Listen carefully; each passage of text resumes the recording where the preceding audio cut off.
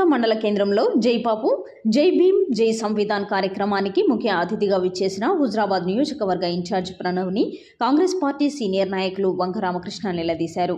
Party కష్టకాలంలో పనిచేసిన వారిని కాదని ఉప ఎన్నికలలో పార్టీని మోసం చేసి కనీసం పార్టీ సభ్యత్వం లేని పెద్ది కుమార్కు పార్టీ మండల అధ్యక్ష పదవి ఎలా ఇస్తారని నిలదీశారు.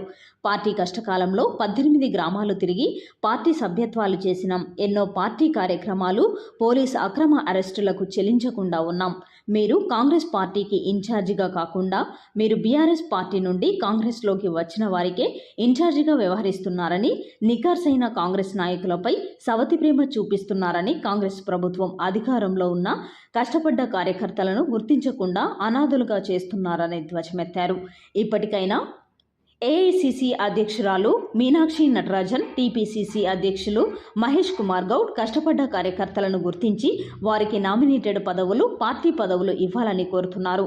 కార్యక్రమంలో కల్లెం తిరుపతి రెడ్డి, ఆర్ఎల్ఈ రమేష్ గౌడ్, మర్రి వీరారెడ్డి, పిట్టల సతీష్, జలేందర్ రెడ్డి, వాల్సాని సుమన్, అన్వేష్, ఎండి బాబర్, గూడెపు జిఆర్ స్వామి తదితరులు పాల్గొన్నారు.